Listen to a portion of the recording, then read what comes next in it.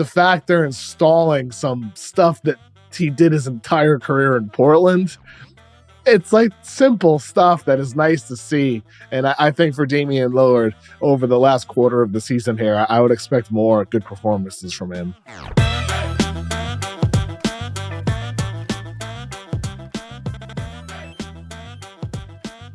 Good timing on your Bucks article last week, because now the Bucks have pushed their win streak to 6 in a row by virtue of beating the Clippers last night. They did that without Giannis Antetokounmpo and without Chris Middleton. And Damian Lillard had 41, looked like old Dame. I mean, this was Portland Damian Lillard, which I think everybody has wanted to see, but this was total space it out, throw the team on my back. I mean, he's blowing past Kawhi for and ones. He's shooting threes from logos. He gave us a glimpse that is still in him. I think it's very difficult for guys to assimilate to a new situation and figure out how I can be the best version of myself when everything doesn't revolve around me. And remember when we saw it last year with Harden, and then when we get to the playoffs and Embiid went out, and it's like, oh, wait, James Harden still has the ability to clear it out, throw a team on his back, and be that guy. It's just more difficult to become the second banana, especially so late in your career. That's the kind of feeling I got watching that last night, where it was like, man, this is what I experienced in Portland for the last decade watching them. But, look, without two of your best players, to beat a good team and to have Lillard play that well, I think if you're a Bucks fan, you're feeling really good recently, right? For sure. I mean, we talked about their defense last week after I wrote the article breaking that down and all the improvements on that end. Offensively, I think you are seeing some of the progress that they're making with Damian Lillard having a 41-point game. He spoke about it after the game. He's asked, are you guys running Portland plays? Things that you did with the Blazers. And Dame told a story about how Doc comes in and he's like, wait, you guys aren't running that play? You guys aren't running that? Let's take what you did in Portland. Simple stuff. And the Dame presser was really interesting. I watched the whole thing after seeing some of the clips posted on social. Just the things Dame says, there's the simple stuff about him and Doc having a 15-minute conversation about priorities, objectives, things to focus on the court, and how that happened with basically every player on the team. What to do, what not to do, what his expectations are from you, what your role is on the team. And that's just the stuff that didn't happen with Adrian Griffin, this bare minimum communication between coach and player. And I think defensively that's showing up more than anything right now.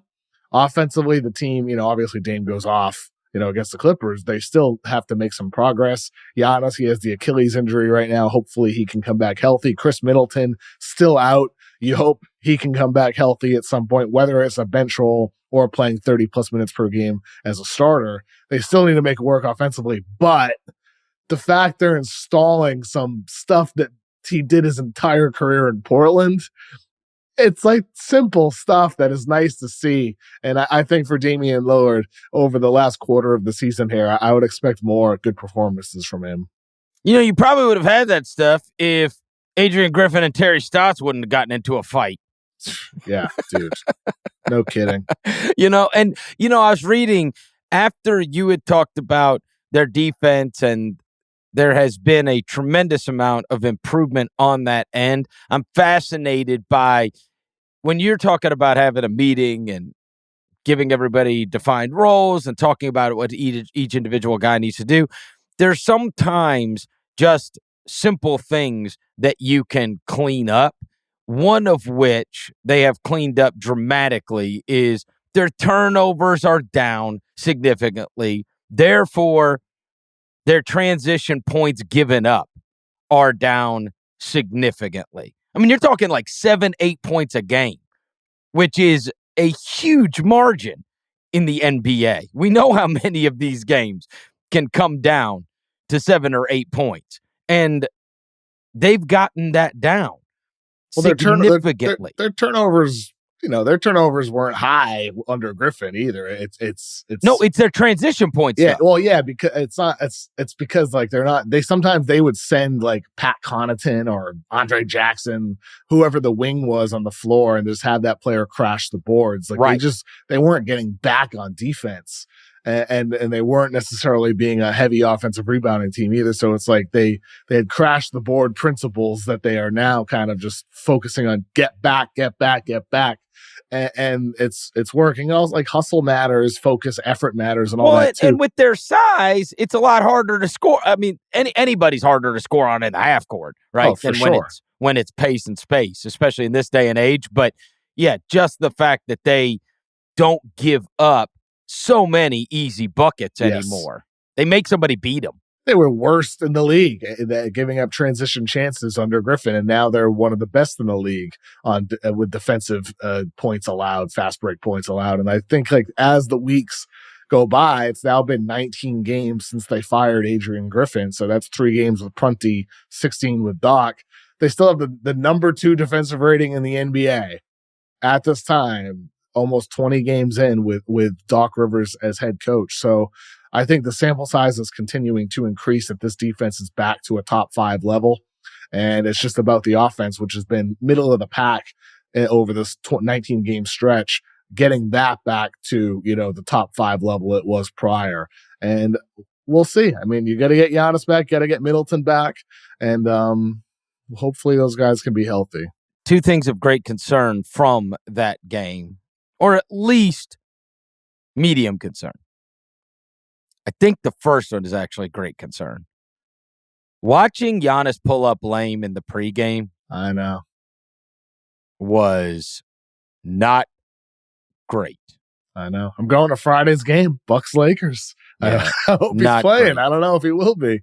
I mean, anytime you hear about Achilles soreness or a problem, it's always something. Now there certainly it could be, a little bone in there that ends up having to get removed. I went through this years ago with Mike Conley, and he was able to play through it and then end up getting the surgery, but at some point ended up having to get the surgery because, and again, I don't know what he's going through, but we have seen in several cases throughout the NBA, when you hear about that, there's usually some kind of issue that's going on with it.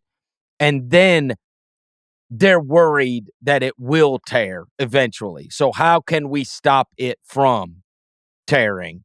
And then you've got to get what is, not a super serious procedure, but serious nonetheless. And I had a flashback to covering something like this with a guy that is, because it's very painful. You can play through it, but it's painful and it does have to be addressed at some point. And just watching him last night, I felt like, man, I've seen this before. That shit hurts bad. And he's limping around, after he tries to go through his warm up. And so hopefully some rest time, staying off it. They're going to have to be very, very careful this last 20 games just to get him to the playoffs, honestly. And so I would not be surprised if you see him resting more often than not. But again, he's got a chance at an MVP. He's got a chance at first team All-NBA. And so we're kind of into one of those sticky situations where's that going to fall in regards to the 65? And we already had this controversy with Embiid where people were saying, well, maybe he's not playing if it's not for the 65 game thing. It's certainly at least cause for pause to see him going through the warm-up. He wanted to play, and then you could see it in that video clip of him going nah, this ain't doing. I got to stay off this thing. And that was just warming up for the game. So keep an eye on. Obviously, all of their hopes and dreams are tied to him being available and being one of the best players in the world. Definitely. So yeah. Hopefully he's okay. And ultimately, Chris, I think with the Bucks, if Giannis is limited in any way, dramatically increases Boston's odds. No question. Dramatically. No question.